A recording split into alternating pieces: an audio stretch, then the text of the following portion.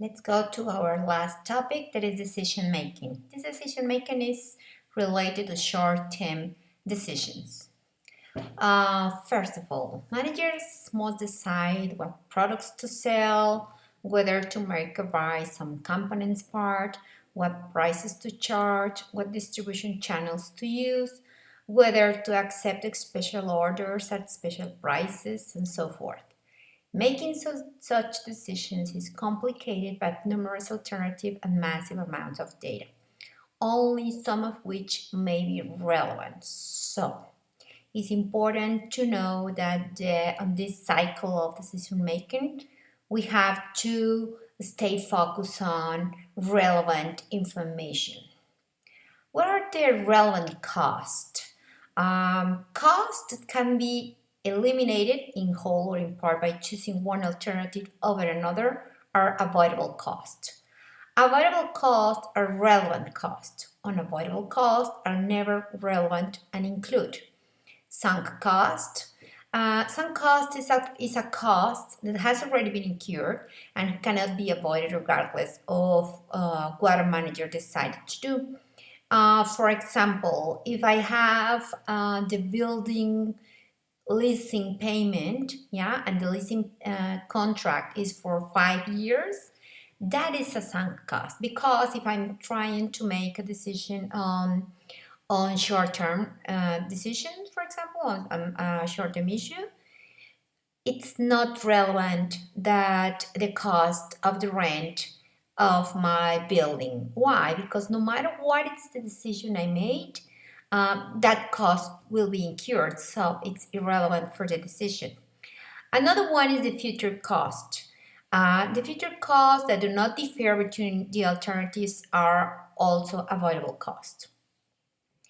Um, if you are thinking about going to a party, or staying at home watching a TV movie, and you are thinking that after that event you will decide to go out for dinner, and no matter which are the alternative you decide, you will go after the movie or after the party going out for dinner. That is a future cost that do not differ between the alternatives, so is again a not relevant cost, okay, because it's unavoidable. Let's focus now on something that we call the incremental approach. That incremental approach is focusing only on relevant information. Number one, eliminate costs and benefits that do not differ between the alternatives. And that's the case of the building that we said that we are renting. It's not only a sunk cost but also irrelevant. It doesn't differ between one alternative or another. If you are deciding to buy a new machine, for example, is irrelevant. The rent of the building, it's a cost. I know it's a cost, and you will still pay in that cost. The thing is that no matter if you decide to buy machinery or not, you will pay that rent, okay? And number two, use the remaining costs and benefits that do differ between alternatives in making the decision. In this specific example, focus on the machine cost, okay? And no matter how many costs you have in your company, stay focused on what are the costs that differ between one alternative of the or the other one of making one decision. This is an example of total and incremental approaches. For example, Oak Harbor Woodwork, it's considered a new labor-saving machine that rents for $3,000 per year. The machine will be used on the company's butcher blocks production line. Data concerning the company's annual sales and cost of butcher blocks with and without the new machines are. And here we have the current situation, and here we have the situation with a new machine. The units produced and sold is going to be 5,000 in both scenarios. The selling price per unit is 40 in both scenarios. Direct material cost per unit is 14 in both scenarios. The direct labor cost per unit is 8 in the current situation, and 5 in the situation with the new machine. Variable overhead per unit is 2 in both cases. Fixed costs another are 62,000 and 62,000, and the fixed cost rental of the new machine are 3,000. If we see what are the relevant costs, the relevant costs are here, right? In the direct labor per unit, there is 8 versus 5, and the fixed cost of rental of a new machine, okay, that is 3,000. Keep that in mind, okay? Oh, so how it's gonna be our approach? If these 5,000 units times 3, that is the difference between this one and this one, is higher, right, than the cost of the rental of new machine, yeah, the decision, it must be done by renting the new machine, okay? Let's do it. If we have 5,000 units times 5, yeah, versus the 5,000 units times 8, yeah, this is 40,000. And the other one, it's gonna be only 25,000. The difference is that you will save 15,000 per month, or annual sales, I mean, per year. And the cost of the machine is 3,000. So for saving 15,000, I will pay $3,000. So my benefit is $12,000. Check that we focus only on the difference between one scenario and the other one, right? So the machine must be acquired, okay? Why isolate relevant costs? Number one, only rarely with enough information can be available to prepare a detailed income statement for both alternatives. Imagine that we have to do a complete income statement, only moving the direct labor and only moving the new machinery. Maybe you don't have all that information. And second, mingling irrelevant costs with relevant costs may cause confusion and distract attention from the information that is really critical in this decision. For example, if we have a good rate of variable manufacturing overhead, or if the direct material could be also optimized for having a better cost, yeah, so you will distract the attention from the information that it's really critical in this decision if you put the whole scenario. So the relevant cost analysis combined with contribution approach to the income statement provides a powerful tool for making decisions. Keep that in mind. What are the kind of decisions that we want to make? Number one, adding and dropping product lines and other segments. Number two, make or buy decision. Number three, special orders. Number four, utilization of a constrained resource or a bottleneck. You maybe know as a bottleneck. And joint product cost, that is a decision of sell to a certain point or process further decision. Let's start with the number one, adding and dropping product lines and other segments. Guys, in this topic is a guide. It's not a way that always must be solved, because maybe you have some issues, multifactorial issues in the middle, but this is a guide how to solve it. If you are on a final decision to drop a business segment, for example, if you are thinking of a company that has many bamboo items, let's say, and you are thinking that the toothbrush made of bamboo are not profitable, and you are assessing if you will drop the brushes, yeah, out of the production or continue with the production, this is a kind of decision of drop a segment of a business. Or maybe you may add new one. This is turned primarily to the impact of the decision will have in the net operating income. Yeah. To assess this impact, costs must be carefully analyzed. Number one, this is the guide. Distinguish between fixed expenses that can be avoided if a product line is dropped, and common fixed expenses that cannot be avoided or dropped in any particular product line. Costs that cannot be avoided are irrelevant for the decision. Check this out. When you have fixed expenses, not only on production, but also in the administration and selling department, you have to think that the sales of this product is helping to pay those fixed assets. Go back in your mind and remember that the contribution margin is used to pay, first of all, fixed expenses, and then generate profits. Okay, so if you, with the generation of the sales of that toothbrush made of bamboo, are paying fixed expenses, you are helping to pay fixed expenses, yeah, that are allocated in certain areas of the company, yeah, you have to think twice. Okay, but think about what are the fixed expenses that can be avoided, because those that cannot be avoided are relevant for the decision. Yeah, think about, for example, if we have a division, yeah, a company that has subsidiaries or divisions, for example, and you will try to take out one part of the company, and you have there one manager with a fixed salary, and if you eliminate that part of the company, you will eliminate as well the manager. Even though this is a fixed cost, it could be eliminated, so it's critical for the decision. Number two, if dropping the line enables the company to avoid more fixed expenses than its losses of contribution margin, then the net operating income will improve by eliminating the product line. On the other hand, if the company is not able to avoid much fixed cost, that loss in contribution margin, then the line should be kept. So stay focused on the red, in the red letters, in the red words. Avoid more fixed expenses than what you lose in contribution margin of that section. We will do a lot of examples then. Not all the costs are avoidable. Beware of some costs, like I told you about the rent of the factory, and allocate fixed costs. As I told you, we have, for example, in the headquarters, we have a CFO. That CFO cost is divided, is spread into the divisions, so you cannot forget about that cost, okay? You have in this kind of decision one quantitative decisions and another qualitative decision.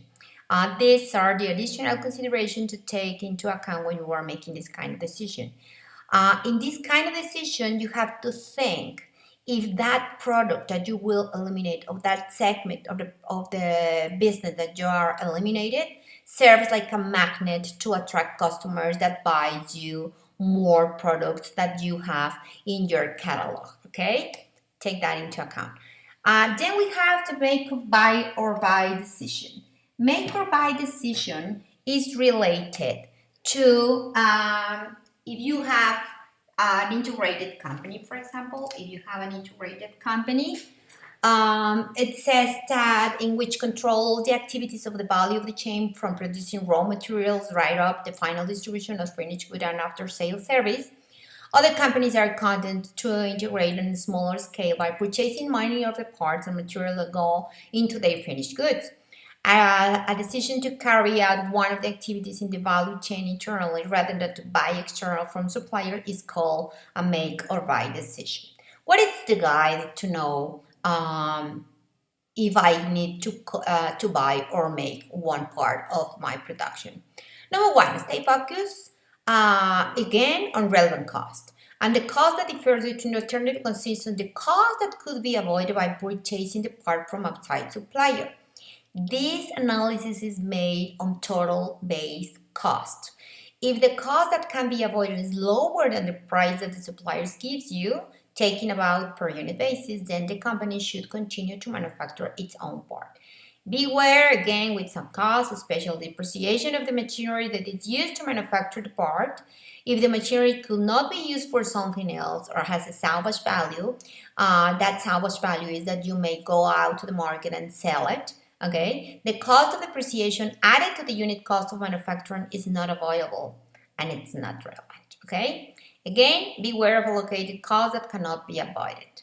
Assess the scenario in total cost calculated with units of make or buy what you decide. Okay. Take care of the opportunity costs. An additional factor in this kind of decision before coming to a final decision is the opportunity cost of the space that is used to produce the part that you are assessing to buy. Imagine that you have a factory and you have one part of the factory, one machinery of the factory that are producing, right? The part that you are thinking to buy instead of produce. That machinery that you're using for producing that part, yeah, will be idle. So you will have idle capacity, yeah, if you decide to buy it outside. If you don't have another thing that machine could do, or you may sell the machine, you have to think that you have there an opportunity cost as well. This idle space, it has no profitable use, is not relevant. But if you may use this space to produce something else, the contribution margin generated is part of the cost of making in-house. Okay? It's recommended that the evaluation is made again in total cost basis. We have again quality divisions, additional consideration. Number one, an integrated company is less dependent of its suppliers and may be able to ensure a smoother flow of parts and materials to the production. Quality is better controlled by integrated companies. In counterpart, by pulling demand from a number of companies, a supplier might be able to enjoy economies of scale, resulting in higher quality and lower cost. So those are the considerations in terms not only in money but also in quality, mainly, right? A special order. What is a special order? A special order is one-time order that it's not considered part of the company's normal ongoing business. The decision is if the order should be accepted and the prices should be charged if that a price could be accepted. The order should have no effect on the company's other sales, no disruption in any of the company's regular schedule of production.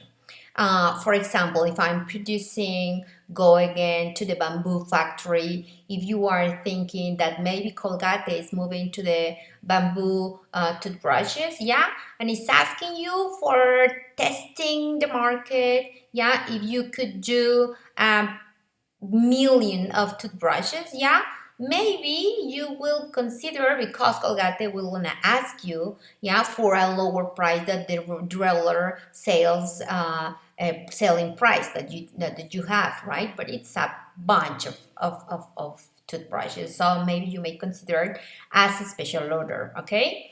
Well, what is the guide? In general, the special order is profitable if the incremental revenue from the special order exceeds the incremental cost of the order. I mean, if even with that special price that you are giving to the customer, yeah, you will deduct only the cost, and if the revenue are higher than the cost, you must accept the special order. Yeah, why is this important? This happens when you have idle capacity. Okay, I mean, you invested in a lot of machinery that you have spaces in time for your company for producing that bunch of toothbrushes, for example, right?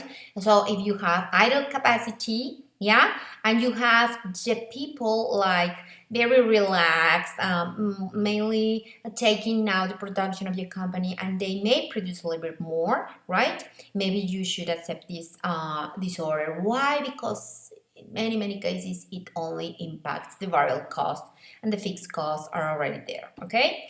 It says number two, is important that there is indeed idle capacity, that a special order do not cut into normal unit sales or undercut prices on normal sales. Is really important.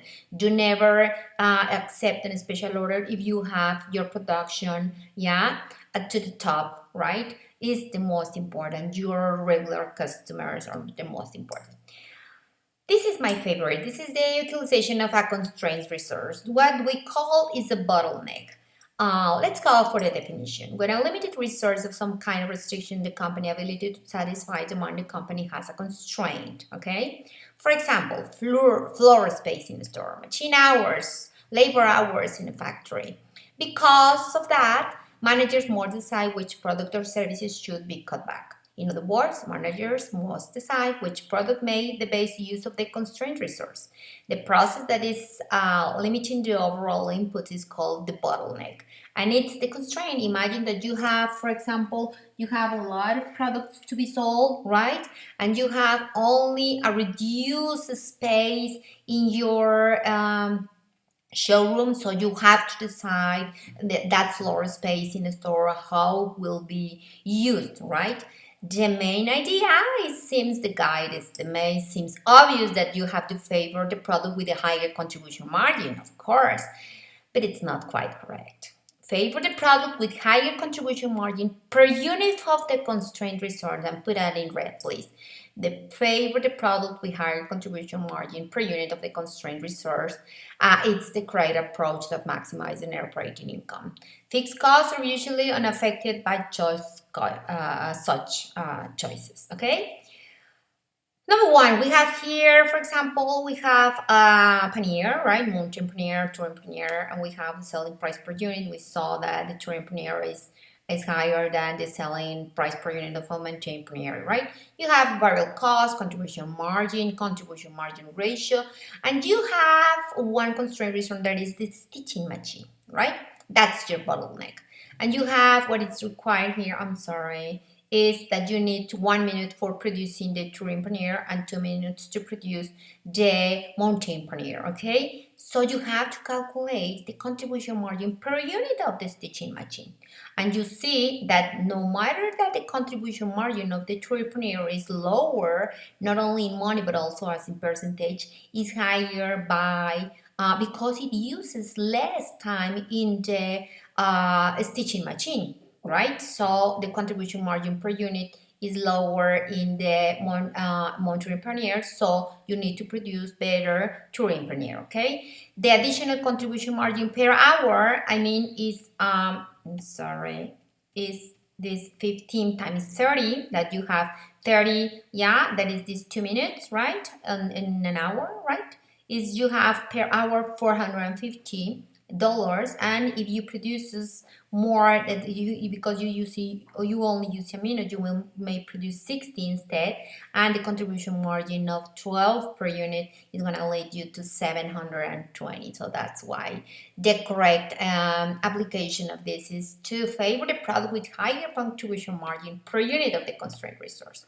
Additional consideration as well, quantitative issues is increasing the capacity of the bottleneck. You have to, right, buy another machine, for example, should lead to increase of production and sales that will also pay off in almost immediate increase in profits. When the capacity of the bottleneck is increased, we call that we relax the constraint. The bottleneck can be effectively increased by working overtime in the bottleneck, so contracting some of the processing that could be done at the bottleneck, investing in additional machine in the bottleneck, shifting workers from processes that are not in the bottleneck to process if that process is a bottleneck, okay?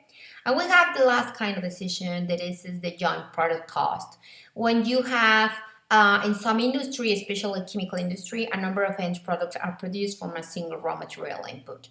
Two or more products produced from a common input are called joint product. In this case, we have, for example, dairy products. We have at the beginning, all begins with milk, right? But at the end, you may have sour cream, you may have cheese, you may have, what else could be the powdered milk, for example. The point in the manufacturing process where each joint product can be recognized as a separate product is called the split off point, okay? When you decide to move to the next level or not. What is the guiding here? Sell or process further. It is always profitable to continue processing a joint product after the split off point if the incremental revenue exceeds the incremental processing cost incurred after the splitting off point. The joint costs before that split off point are irrelevant, because no matter what you decide to produce, the liter of milk is exactly the same if you produce cheese or you produce sour cream or you produce powder milk, okay? So it's irrelevant in that decision. Once the split off point is reached, the joint costs have already been incurred and nothing can be done to avoid them. That's why here we have a summary. If you are thinking about dropping a segment, remember, drop it if the avoidable cost of savings are higher than the loss in contribution margin. Qualitative issues or minor products or segments. Make or buy. Make if total cost of making plus opportunity costs are lower than the purchase cost. Take care of qualitative assurance, suppliers dependence. Take the special order, accepted if the incremental revenues are higher than your incremental cost. Do not complete versus regular products. No disruption in regular product manufacturing as well. When you are working in constraint resale, all will favor product with higher contribution margin per unit of the constraint result. Qualitative issues are relaxed the constraint by working overtime, investing in new machine, shift workers from no bottlenecks process to the constraint resource, right? With bottleneck, I mean. The seller process further if the incremental revenues are higher than the incremental cost of processing after the split off, and take into account the product demand.